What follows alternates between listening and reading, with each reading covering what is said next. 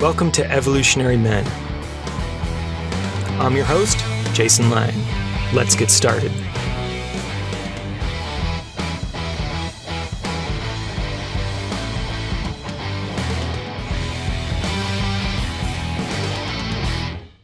All right, and welcome back, everybody. I am super stoked to be here with my man, David Romero, who I've known now, I think for 7 years, maybe something close to that, which is kind of mind-blowing.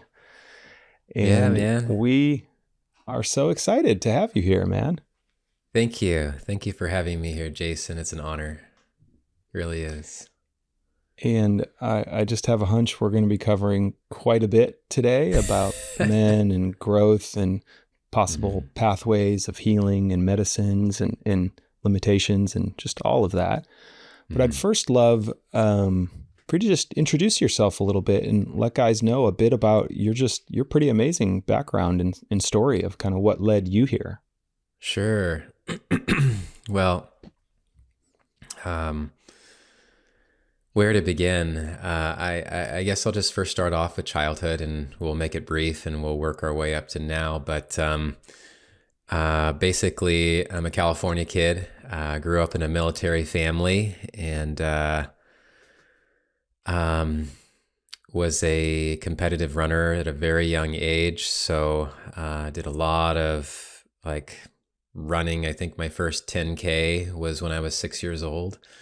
So did a lot of athletics early on in my age, and I did well in school. I got accepted to the United States Air Force Academy, and ended up going there for 4 years, becoming a commissioned officer, and I was in the military service for about 6 years.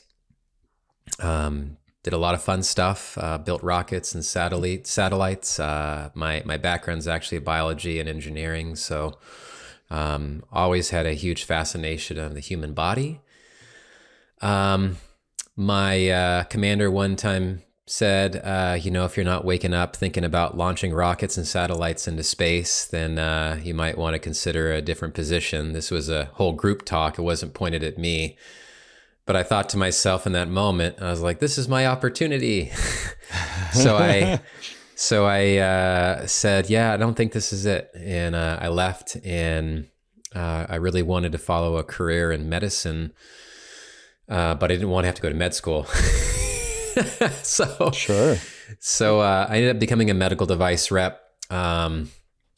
Worked in the chronic pain, orthopedic spine world for about 8 years.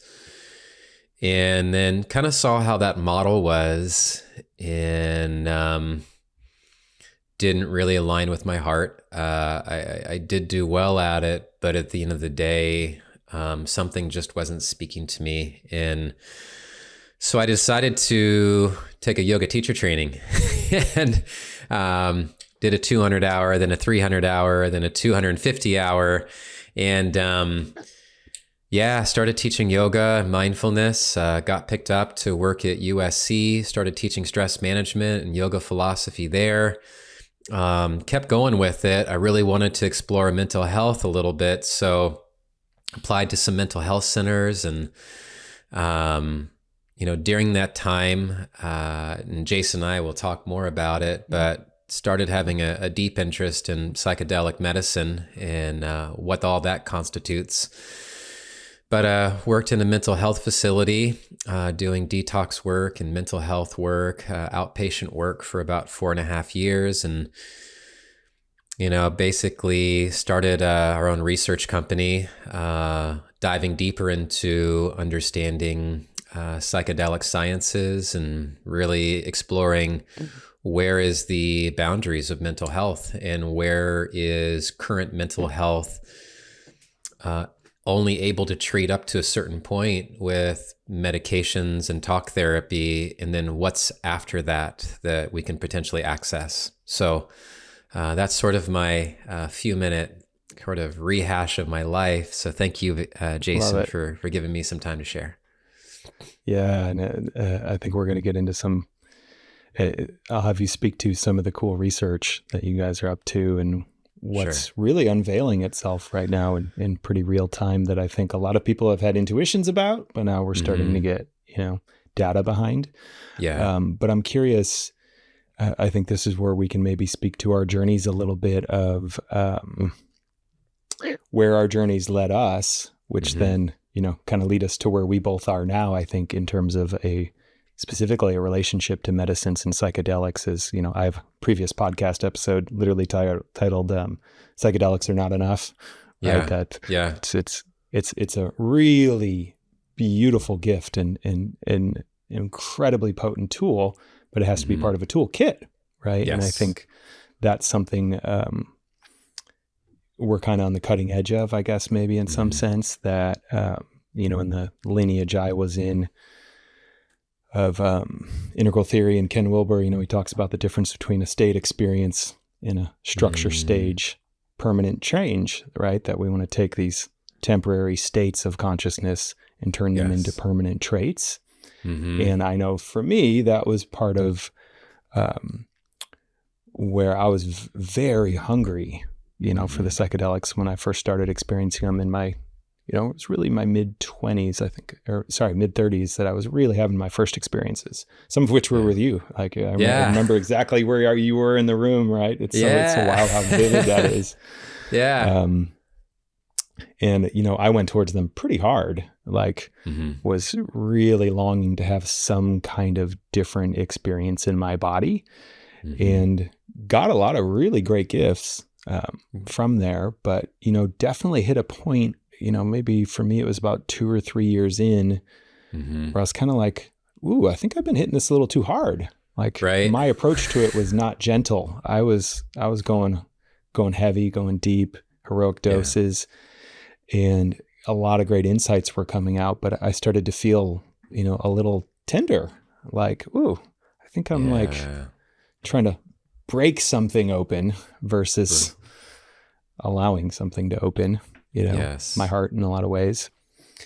And then just noticing that, myself included, and this is not limited to psychedelics. I mean, I'm a men's coach and I teach workshops, and, you can go have the amazing weekend, blow yourself open, have transcendental experiences. And then you come home Tuesday morning and the mailman looks at you weird, and all the, patterning and the fights and or whatever comes back. And that can be extraordinarily disorienting, and was for me, of like, wow, I thought I fixed this.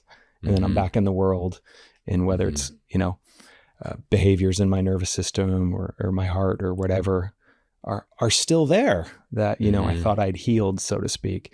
And that's when I got really interested, certainly in, as I shifted a little bit away from psychedelics to, okay, well, what am I doing with the rest of my life?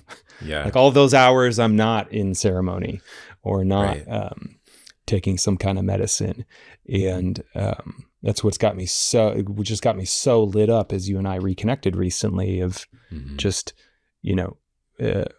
tracking you online these last years, even though we haven't seen each other a ton, just like getting this sense of, the best version of holistic, of like, oh, there's a lot, like, it's not just one piece here. I can feel this man is engaging in many, many levels. And I'm so drawn to that right now, because it's like, as I kind of tell a lot of my clients, it's not a lot of the most transformational changes for me.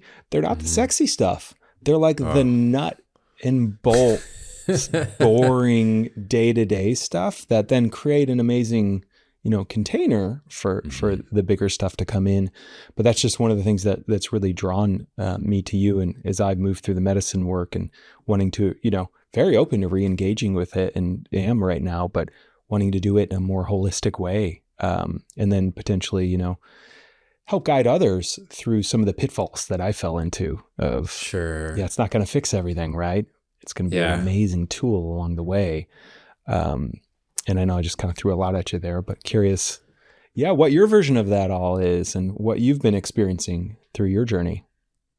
Sure. I think, I know through, through experiential wisdom, you have to go through it,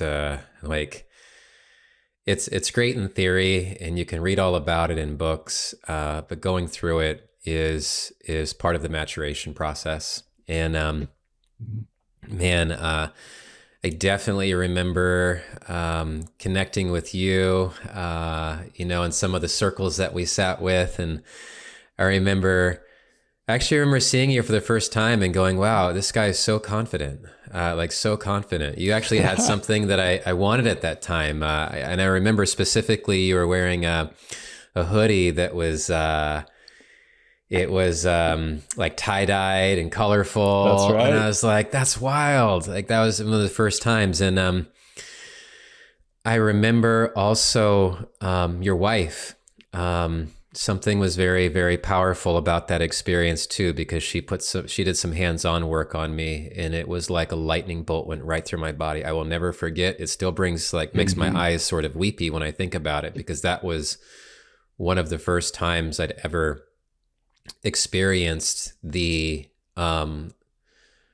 I don't want to say paranormal, because that word gets taken the mystical. We'll just use that, just the mystical, something that I could not describe in words and put into syntax and context. And like you, Jason, a lot of ups and downs and pitfalls. We would have these weekends where our hearts we were working on something personal. There was something inside of us that was itching to break out. And so that idea that, well, I gotta go hard, because that was my motto in life, is like, you gotta go hard through everything, and just, if it's not, knock me out and knock me down, then it's not right.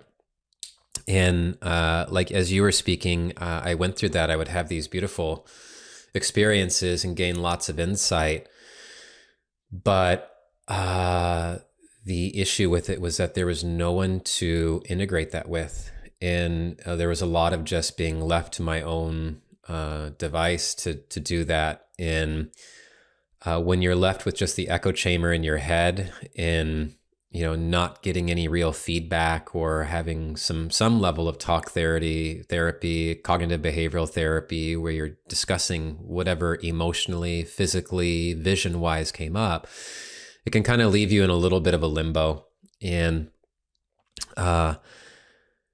specifically, one of the medicines we've worked with is ayahuasca, and I studied that pretty hard for 3 years, and had some knockdown, got my ass kicked.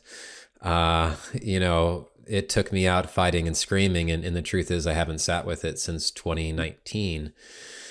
But it did show me that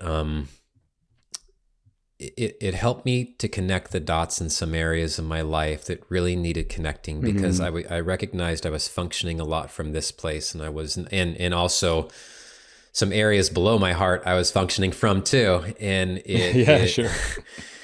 it showed me that, like, I needed to be more in my heart, in my day-to-day,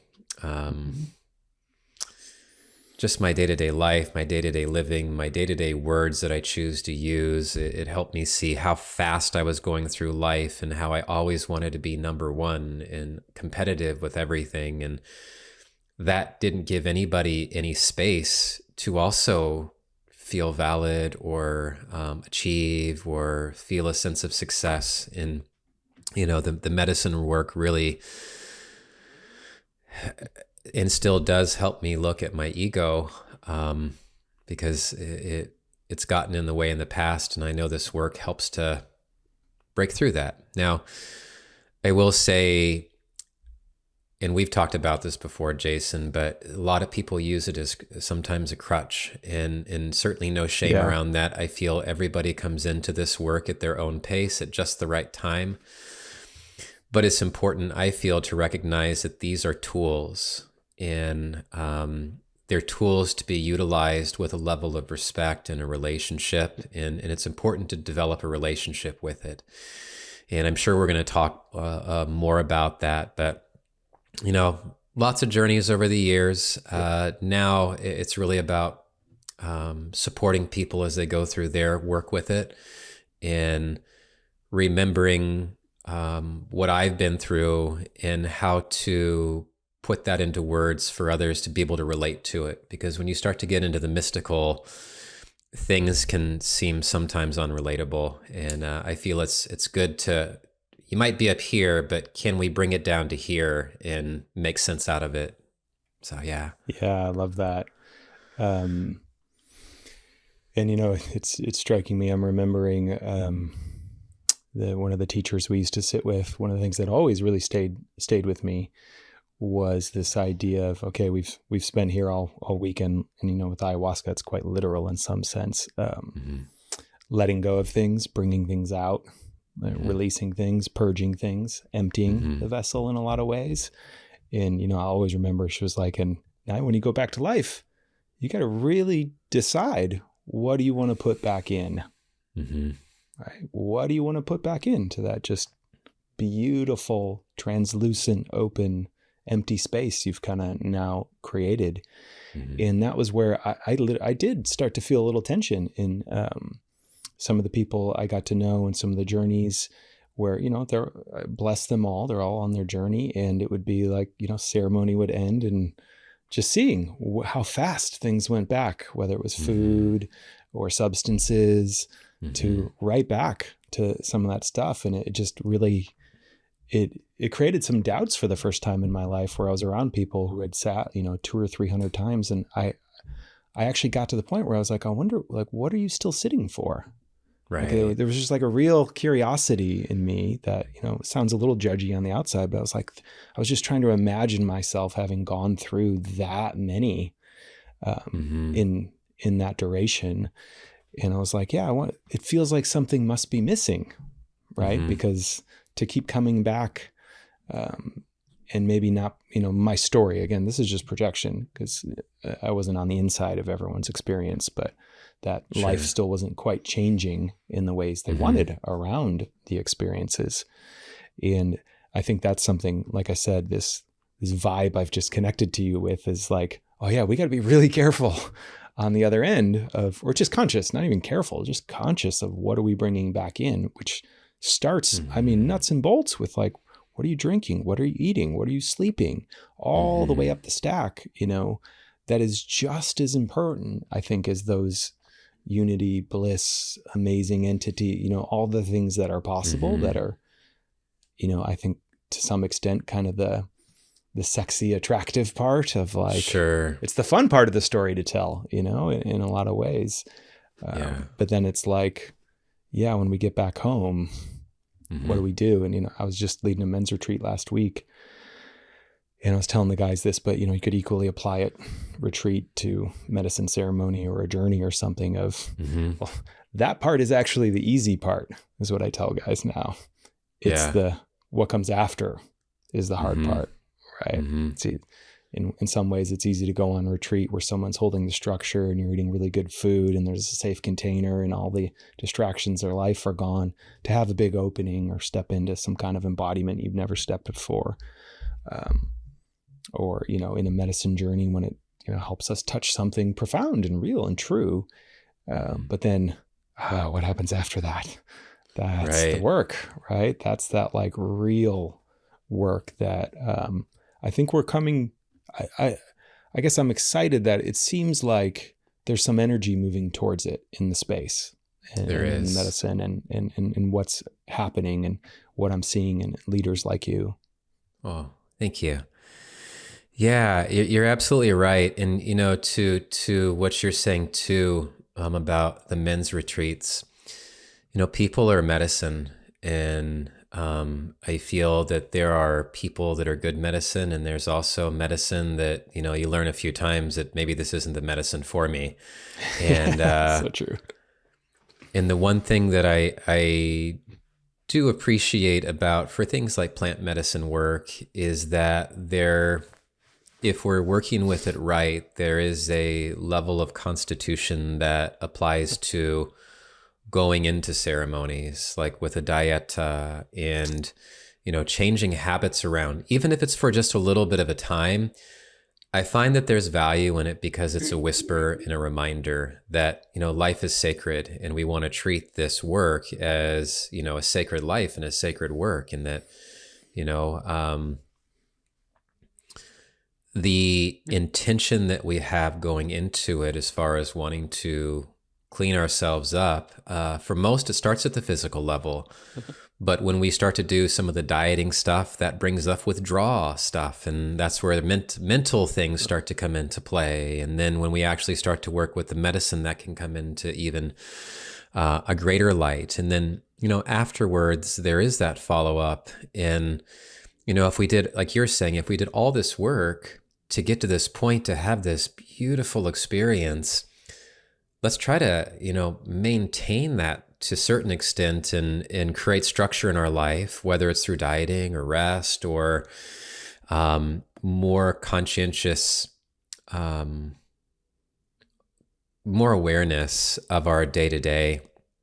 And to what you said, Jason, I had the same experience. I'd sit, there'd be folks that'd be sitting 50, 60, 100 times. And I would even ask myself, is this what I'm going to be doing? And it's total projection. I get it. It's where I was because, there was an element of judgment that was there. But at the same time, there's also this, well, they're also in my life and in my presence for a reason. And maybe there's some prayer I can offer, or maybe there's some medicine I can have that can just hold space for whatever it is they need to work themselves through. And, I know that some people listening to this may seem like maybe even never done, plant medicine work before, which is understandable. So this may seem a little bit out there, but I promise you we'll bring more context to it because ultimately, to me, it's about insight into the psyche and insight into what's going on inside of my head and how is what is going on inside of my head contributing or detracting from the world. Am I being of service or am I being of disservice? Am I showing up and am I in my heart or am I showing up and in my head? And I do feel it's a lifelong practice, but the more we get into a practice itself that's steady, and this is where like guys like you, Jason, are so helpful, and friendships that are based around higher levels of awareness. And that sometimes sounds, I think, off to like this higher lower thing, but just raising our awareness around these things, because dis-ease can be solved the more aware that we become. And the more aware we become, the more insight we have into our own life, as well as our contribution to the world around us. Oh, I love that. So potent. Yeah, disease can be solved. I think that right there says so much as to what happens when we can bring a little consciousness to the system, whatever it is we're engaging with. Yeah. And yeah, you mentioned a little bit ago, and I think this might be a nice place to explore that, this idea of crutch. It's not just psychedelics, right? There's so many things we can use in this way, but I'm curious, in your journey and what you've seen, what are some of the ways you've seen that manifest and how people engage with some of these medicines as more of a crutch than the fullness of maybe what's possible for using them? Yeah. First off, great question. When I was working in mental health centers, I was working at detox centers, and we would see a lot of drug use, and occasionally there would be a lot of it was more, I would say, fentanyl and some of the some harder drugs out there, but there was also this like mix and match and lack of intention behind these things. And so when someone would come in like high on mushrooms or high on ketamine or high on whatever it is, and they were detoxing, they were using it as an escape. And they were using it because they didn't like the life that was being shown to them.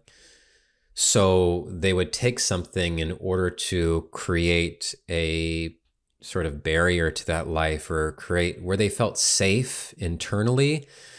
But they didn't necessarily understand how their actions were playing out with the rest of the world. And where I see a lot of carelessness right now is the recreational use of these, where there is no intention. Maybe there's an intention to just feel good, or maybe to feel kind of high, or maybe just to let go of work or things like that. But that to me is still a little bit of escape if we're not understanding why we're wanting to do it that way. There's a lot of other work we could do besides psychedelics to understand that. However, I do feel that if used and worked with, and I prefer to use the word worked with, because it's one thing to use something, and using is not a two-way relationship. It's just using. Versus working with something, we're developing a relationship with it. And my wife and I both want to teach people that what we're working with is, for instance, psilocybin this is food, and it's food from our earth. And we also have to understand that there's been a lot of, in the past, really in the 1970s, there was a lot of negative clout and a cloud around psychedelics. And everything was put into this whole Schedule 1 bucket where it has no medical necessity or no medical benefit. And we can maybe explore this later. I think I understand why that may be. However, when you go through nearly 3 decades of damning something and putting a negative name on it and scaring the bejesus out of people with it, it makes it very difficult to approach. And now you have not just one, but multiple generations fearful of something. And because of that, we label it as bad or not good or scary or this or the others. And then you might have heard this story about someone who got high one night because their friend gave them mushrooms and there was no set and setting behind it. And they were drinking alcohol and they were combining different things with it. And you're like, well, yeah, now that you told me the whole story, no wonder why. Like, that's not how you're supposed to work with these things. This is about developing a relationship. Start small, have a guide, have support nearby, and have strong intentions as you go into it. And we can talk a little bit about set and setting too, Jason. But, really what it is relationship, and developing a relationship with something outside of ourselves. And then if we're going to develop a relationship with it, it's just as we want respect, it's also offering whatever it is we're going to be working with, having a respect towards that as well too. Yeah. Oh, I love that. Just the idea of that shift from, because I totally use that languaging of using psychedelics, and I can feel just what a fuller expression working with is. And that idea of relationships like across the board, right? Ideally, working with plant medicines, developing a relationship with the plant medicine itself, developing a different relationship with different parts of ourselves. And then, ideally in some kind of contextual relational setting, whether it's a guide or a community, using that as to deepen those relationships as well. And that is such a different use, right, than the unconscious or the recreational, or as I would kind of put it, the moving away from experience, right? We can just, you name it, any transformational or spiritual technology. The good news or bad news is you can use it to move towards an experience or away from an experience. And I think plant medicines, right, are no different in that sense. And even, the benefit to working with a guide or a trusted person is, having someone to help you notice that. Is this bringing you more into your life, or is it helping you distance yourself more from your life? And I think that was where, I started to just notice, I think I could go down that path pretty easily of using it as a way to get away from my life. Right. To go into the astral fireworks and, versus the kind of nitty gritty of just the grunt work back home. Which I suddenly had an abundance of because of the relationship I developed with the medicine. It was like, wow, okay. Suddenly there's like a nice long list of things I know I can work with. And I believe that's a beautiful way, I think, to engage with them, is to become aware of these different things that then take time, to shift and change. And so, for those kind of newer to the work, you mentioned set and setting. Can you speak to that a little bit and how important, and really I think, fundamental that is to these relationships. Yeah, absolutely. So there's a sort of coined phrase, and they use it in the psychedelic world, but it's called set and setting. And the set has to refer to our mindset going into an experience, and the setting has to do with the environment that we're going to be having that experience in. And oddly enough, we were asked to help write a book by a UCLA professor called "Making Sense Out of Suffering: The Use of Psychedelics for Chronic Pain," and we wrote a whole section on set and setting. In that, we look at, okay, so you've decided to make this decision that you want to work with some sort of psychedelic medicine, and there's a lot out there, but you've decided that you're going to work with this. First, have you done your research? Have you maybe watched some shows on it, specifically with psilocybin? I always recommend people watching Fantastic Fungi, so they have a better context of understanding the kingdom of fungi and understanding that this is a completely separate kingdom than the animal kingdom, which humans are in. And then I also recommend them to watch How to Change Your Mind episode 2, which is all about psilocybin and Michael Pollan, and he talks about it. And there's some other really great books. I have some actually in front of me right now. Psychedelic Psychotherapy by Coleman, Dr. Fadiman's The Psychedelic Explorer's Guide, Miller's book called Psychedelic Medicine. I mean, there's a ton of stuff out there, but these are all really well-rounded books. There's another one over here called The New Science of Psychedelics, which really looks at, all the psychedelics, but how to really work with them properly and apply them into therapeutic settings. So the first I would say, is just start to read up and get knowledgeable. Of course, we can go down that rabbit hole of, oh my God, there's bad experiences out there. Personally, I don't really feel like there is such thing as a bad journey. I think that there's very difficult journeys, and if we're going to be doing things, maybe out of alignment from intention or from our hearts, and yeah, it may be a little challenging, but that can easily be fixed through our intention. And so it's important with intention is like, what do you want to get out of this experience? And taking some time and just journal. And I know that many people struggle with journaling. So I always tell them, just start with gratitude. What are you grateful for? And start with just putting down some things you're grateful for. Maybe we want to invite into our life more gratitude. Maybe it is we want to invite into our life more understanding, more love, more reason, more courage, whatever it is, remembering that when we put this stuff out there, we're going to be given opportunities to practice this as well too. So, but whatever it is, because I work on the psychotherapy side of things, it's like, okay, a lot of people have a hard time letting go of something. So maybe we go into a psychedelic experience of, I've been holding this in my body. I've been holding on to this thought. Maybe there's some room that we haven't really worked with forgiveness. 1, forgiving ourselves. 2, forgiving the other person, and maybe looking at that and exploring it.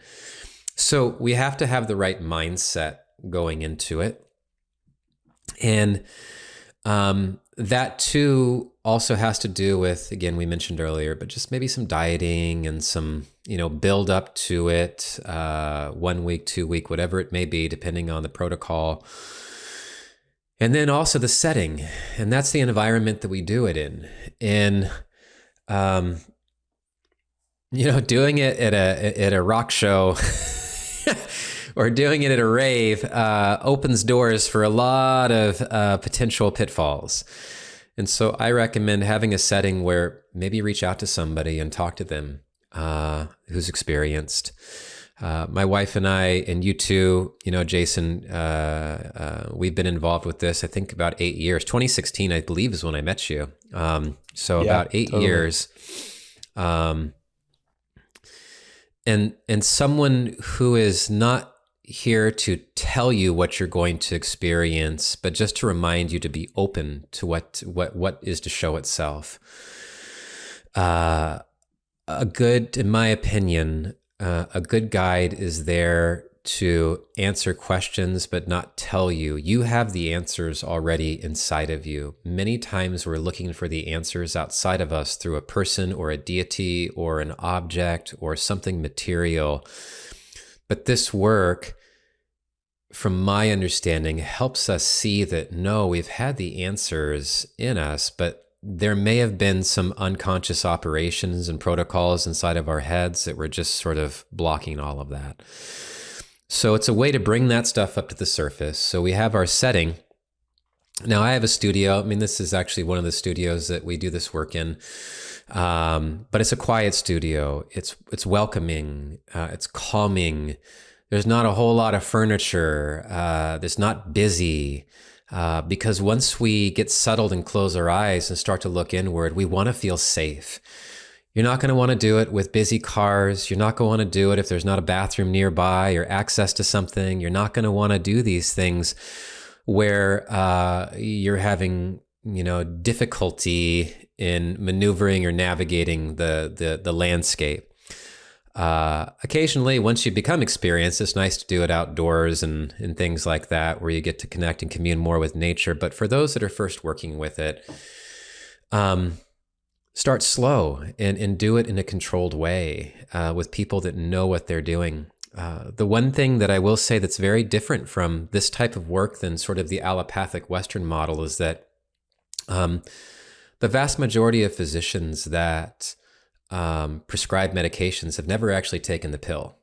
So there's no experiential wisdom for them to be able to tell you how to actually work with it because they've never experienced it personally.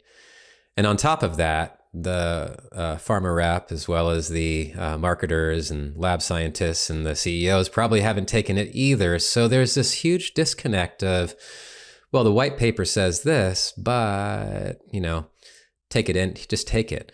Versus the nice thing with psychedelic work is that guides have done the work already and can help you through whatever comes up, because most likely with years of experience, they've seen what you've seen and can help you navigate sometimes those dark areas or those challenging areas that you face, or if there's a purge that may come up, to let you know that it's okay to do that and to feel safe to do that as well too.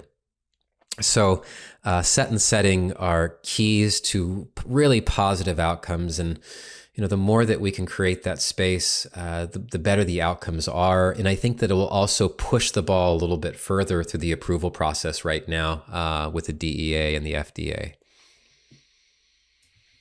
I love that. So guys that listen to me, another way to think about setting is the container, right? So what's the container the experience is being had in?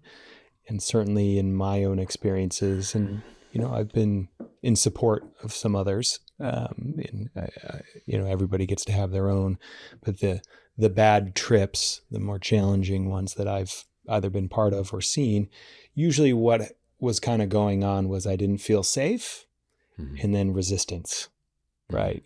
And then I was resisting the fact that I didn't feel safe. And so I was resisting the experience, and that's when it can get really challenging. But to not resist, at least for me, required feeling very safe. And as I got into environments where I did that, then it was like, oh, that full content of whatever it is, it's not that it's easy, but I feel safe to be with it right now, right? I don't have to push back against it or try not to go there, which can just be excruciating and hard. And the container makes such a big deal, right? Like you said, just the quietness or solitude or safety or people you're with are very, very impactful, like very, very impactful on this. So it just really important to take note of, and then to have that intention coming in of why are you taking it, right? What are you curious about finding? What are you open to exploring? Is so useful. It certainly has been for me. Yeah. And so a couple of questions for you, because one thing we've talked about, and I think is maybe, I don't know, flowering right now, I guess you could say, or blossoming, that not everyone may fully understand is the idea of microdosing. And Like, what's the difference, David, between microdosing and using something like psilocybin, as most people think, like having a trip or something like that? Yeah, great question again. With microdosing, there is a general misunderstanding of it because I am well aware that there are over 200 companies out there that are producing microdoses just here in the state of California alone. And there's a lot that are coming over across from Canada as well as China. And, this is right now what we're seeing is sort of the wild, wild west when kind of like marijuana first came on board. And there's a lot of overpromising in packaging and of what is a microdose. And in getting to your question, I have to say this because a true microdose is subthreshold to threshold, where it's just barely feeling anything. Many people, when they're trying to work with a microdose, they're looking or searching for a high-like feeling. Like, I want to feel high. I want to feel like I do with marijuana, or I want to feel like when I've had enough alcohol, that kind of high feeling. That's not what this is. Technically, for it to be a microdose, so there's a lot of different scales with this, Jason. There is what would be called a nanodose, which is between 0.01 and 0.05. Then you have your microdoses, which is 0.05 upwards to about 0.25. Then you have a mini dose, which is 0.25 to about 0.75, and there is some overlaps here. As you start to get more, there is more sensations that do start to turn on. Then you start to get into what's called museum doses, where it makes you kind of slow down and just look at, okay, colors are way brighter. Then you start to get in, and that's anywhere between 0.5 to about 1.75. Then you start to get into what's called a macro, which is anywhere between 1.5 grams and about 2.5 grams. Then we start to get into more therapeutic. 2.5 is right around the therapeutic dose. But again, you got to understand your strains. There's a lot here. And then we start to get into this thing called hero dosing. And that's a whole other thing because that's changed over the years too. And I think I understand why people do it. I've certainly done it myself. But at the same time too, I don't see it as a necessary thing to be doing on a regular basis. But that's, we can talk later about that. But getting back to micros, 0.05 to 0.25, depending on a person's sensitivity level, is just enough to start to create this sort of focus and enough to create a very slight separation from your thoughts. And what I mean by that is that, day to day, our mind is full of thoughts, just passing through, coming in and coming out. The USC study back in 2014 estimated about 70,000 thoughts move through the mind every single day. And within that, that's just like small things, but there's also big thoughts about stuff. And so what it does, when worked with properly and we set an intention and we sit with it a little bit, is that it just creates space. And so we find that we can be less reactive to a thought. It's like, okay, I see you, thought, but now that I see you, you don't have as much power over me because I have an awareness that, just as, for instance, this mug is an object in the external, all my thoughts is an object that's internal and it has a voice to it. And the more aware that I can become of that voice, I can now, choose, okay, is this the right direction I should be going? Or maybe I need to just be a little more heart-centered and let that thought pass. So microdosing, little by little, and it's a buildup over time, just starts to slowly raise our awareness. Again, microdosing, when we're specifically talking about mushrooms, it's a food. It's a food source.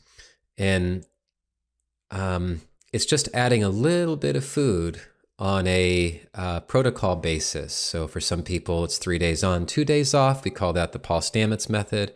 There's a 4 day on, 3 days off.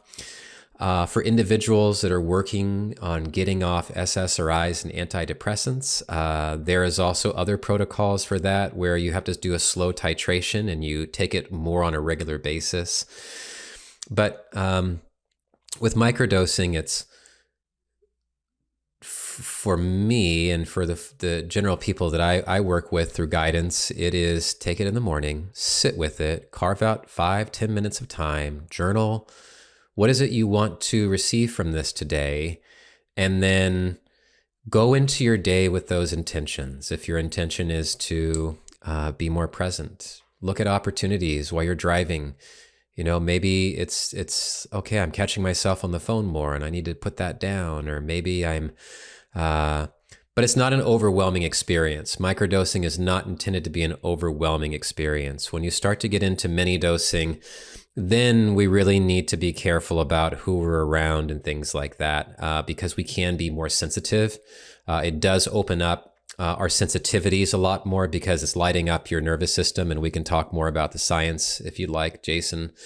But with microdose, you should be able to go through your day to day with it without there necessarily being a pause. You can operate heavy machinery without an issue.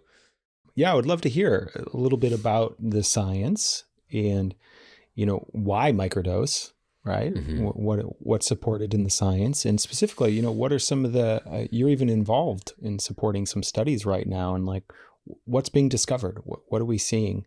Yeah. Why might someone want to consider this as part of their healing journey? Sure. Well, we'll start with about a 10,000 foot view and we'll dive into it. One, I mentioned it earlier, but we have this whole thing called the kingdom of fungi. It's made up of hundreds of thousands of different species, fungi and slime molds and, mushrooms and all sorts of things. And some of them are extremophiles, which means they live in very austere environments. But within that, you have a bunch of, you have your kingdom, phylum, class, all these different things. And we have one specific one called psilocybin mushrooms. And psilocybin mushrooms across the world, we know there to be about 203 to 206 of these specific type of mushrooms that have a biochemical called psilocybin. Now, psilocybin is a molecule that we have learned is naturally found in nature. Let me draw back. What we also know about mushrooms are decomposers as well as detoxifiers. And in fact, the largest living organism on this earth is a mycelium network. I believe it's found in Oregon. It's over 3.5 square miles big. It connects to all of the forest life. What we also know is that funguses are great communicators. They can communicate things very, very quickly through their neural networks due to the cell structure that they hold and the integrity of those cells. So think of it sort of like a nervous system channel for nature. With psilocybin, they have an interesting impact on the environment because when animals eat it, it tends to suppress their appetite. And specifically insects, when they eat it, they slow down the eating process. So now you don't have an over-consuming of the environment, so you have more of a balanced ecological space.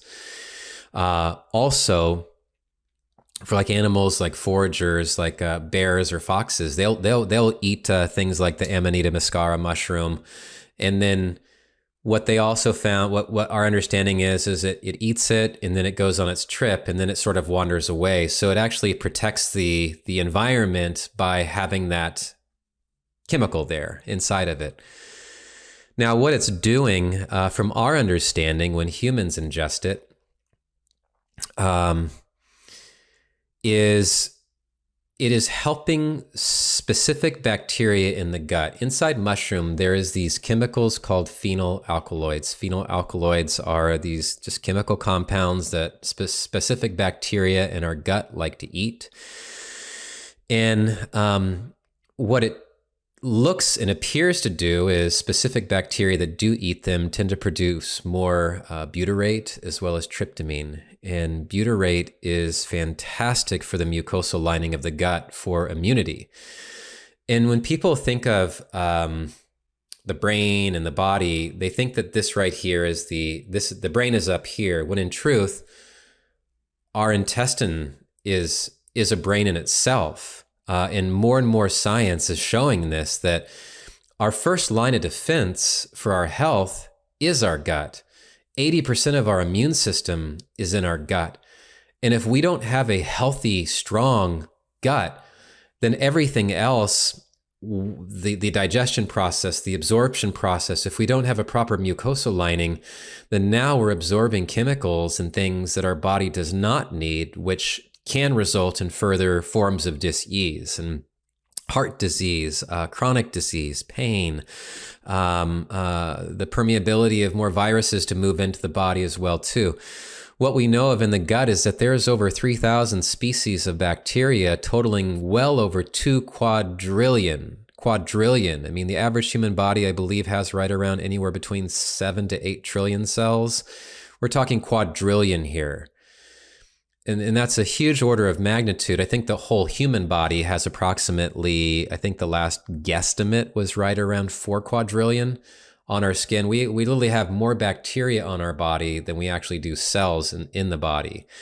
And by the way, I know this because I work with a company called Phenobiome. It's a company down in La Jolla, Scripps Ranch area, and they are Scripps Institute area, and they are just making headlines in their ability to be able to understand the interaction of the gut biome. But at any rate, the mushrooms have these specific phenylalkaloids that bacteria like to eat that allow for protection in the gut lining, but also this little chemical called psilocybin breaks down into another biochemical called psilocin, which looks almost identical to serotonin. So when the body absorbs it, it's sort of like a serotonin surrogate. It links onto the same receptor sites, and it basically allows the neural networks throughout our entire system to be able to connect. So you're taking this sort of serotonin-like molecule externally, you're putting into the body's now utilizing it, and now the network is becoming more complete. And I feel a slowly and steadily working with this definitely shows a shift in neuroplasticity. Some of the studies we were looking at, Jason, there was a pilot study done out in Colorado, and they looked at, they did gut biome testing, epigenetic testing, as well as EEG scans. And what they found was there was a significant increase in very prevalent bacteria in the gut that produce butyrate. So we found this higher increase of butyrate production and tryptamine production. What we also found was that of the individuals that did this 6-month study, there was a 2-year increase in lifespan. And that was without coaching, because using epigenetics, if you don't quite sure for the audience out there know what that is, epigenetics looks at basically the details of your life. Life insurance companies use epigenetics in order to figure out your expiration date, as well as your co-payments. Totally. So they use anywhere between 930,000 upwards to 1.5 million methylated points on your DNA. And each one is a biomarker for habits you may have. If you smoke, if you drink, if you've done drugs, all sorts of things. AI can run through that and go, okay, this person has a proclivity for potential of this. And to give you an idea how detailed it is, it can get down to the year and almost the month in which you're going to transpire and expire, unless you make lifestyle habits. And that's the interesting thing with epigenetics, is that while we are born into this world with a set of genetics from our parents, things can be turned on and off. And if we make habitual changes, like maybe we don't drink as much, or we pause on that, or maybe we start to sleep a little more, or maybe we start to exercise more and get outside more, we can turn those genes on and off again. And I think that's something that was missing from our understanding in the 80s and 90s when we were going through school and just learned about genes. It was sort of like this, well, this is what I have and there's no way out. The truth is, yes, there is, but it means you have to change a habit and a pattern in order to do that. And that's going to take time. But the body is resilient. The body knows how to do two things. It knows how to survive and it knows how to heal itself. What was really interesting was when we were doing EEG scans, what we found was that there was a significant increase in microvoltage in the brain over the 6-month period of time. So what we saw was this migration of activity from the frontal cortex move towards the central parietal part of the brain. Literally, in yoga, they call it the crown chakra, but literally moving from this forward, fear-based, anxiety, worry-driven life to being more centered here. And across the board, there is an 8-point decrease in anxiety on the Hamilton Anxiety Scale, which is huge, huge. There was more left side, right side symmetry in the brain. There was a lot of people that are working through anger and frustration, resentment tend to clench their jaw. And so they have an elevated jaw. What we found was that the jaw started to relax a little bit more and there wasn't as much of that. Wow. What else did we find? Oh, HRV scores, heart rate variability, short-term, long-term went up over time. And I feel like we're just on the cusp of understanding this. But it's so cool to be able to see that, yes, there are indeed positive things that are showing up as a result of working with these things. And that, again, that was without coaching. So the big push right now, and I believe it was House Bill 3685, I think, or 86. It got signed by Dan Crenshaw from Texas, as well as AOC from New York.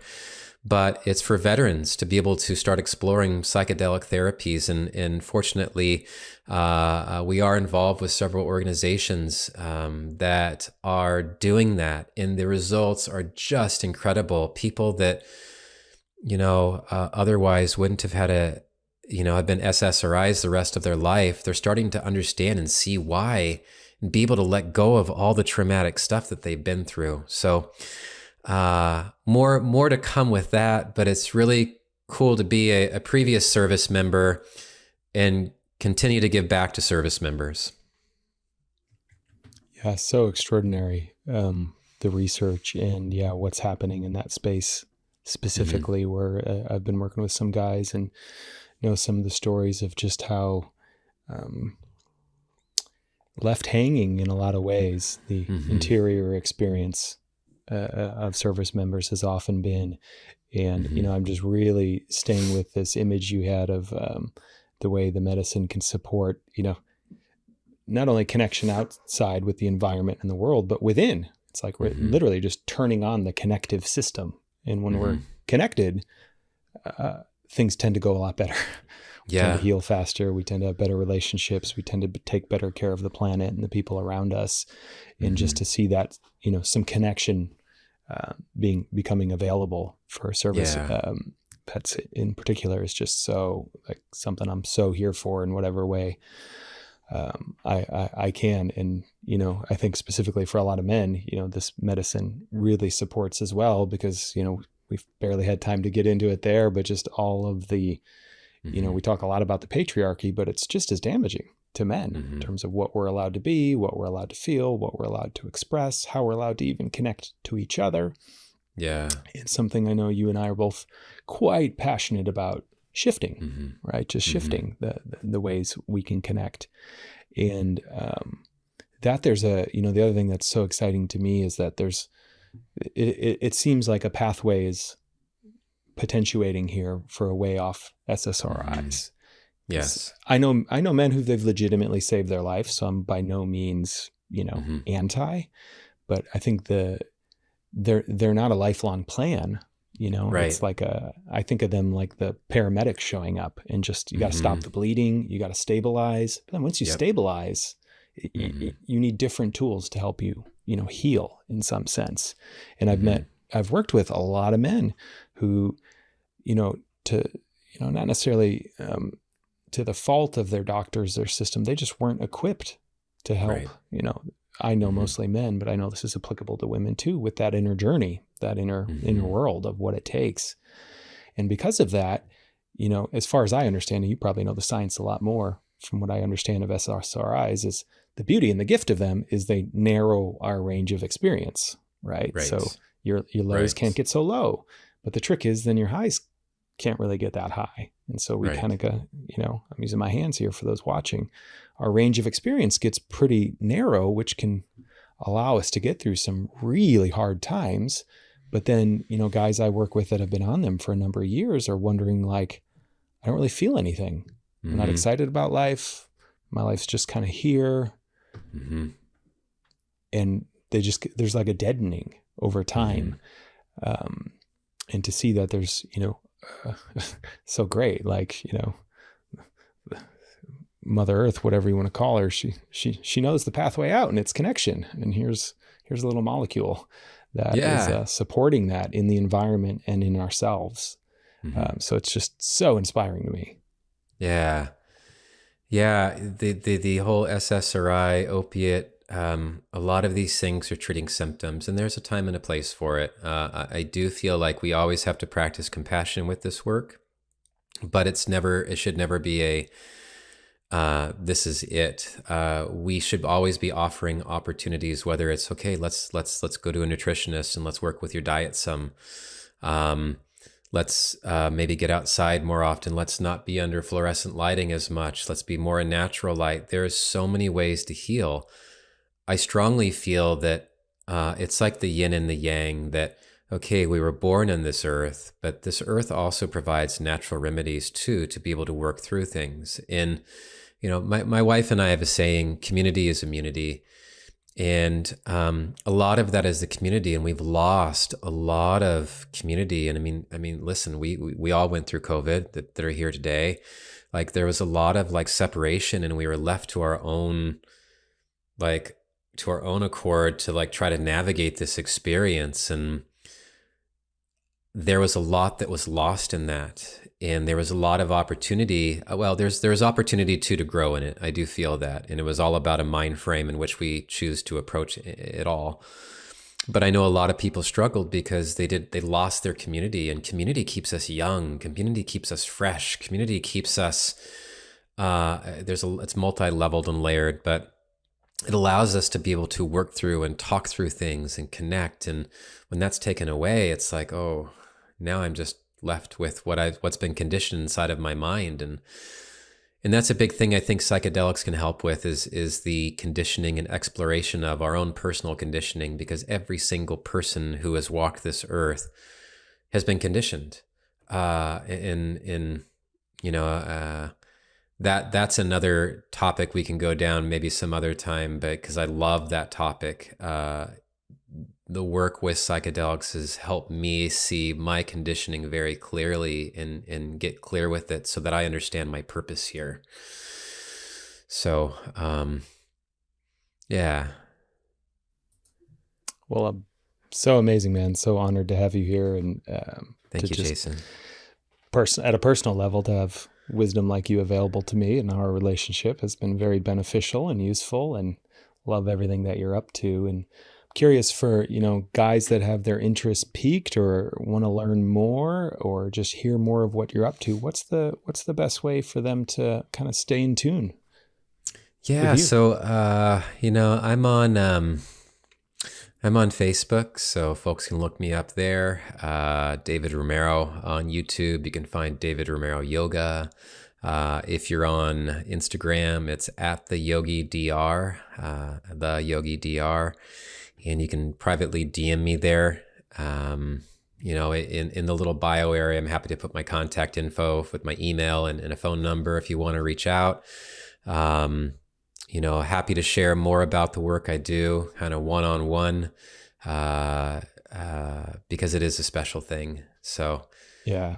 yeah, Awesome. Well, thank you so much, man. Such a of pleasure, course. and we'll do it again. I think we're just scratching the surface of Oh, I many know, man. topics here. I think we could explore so much, Jason. And thank you for all the work that you're doing with the men. And, it means so much to me to speak to Spock, but to speak to just another man that is just full of light and sees another pathway and is very clear about their purpose and also being a father and a parent. It's also nice to work and connect with a man that is raising a child in a conscientious environment. And thank you for being a friend. I really do appreciate it. And thank you to the audience out there for listening. Yeah, thanks so much. Well, until next time, guys.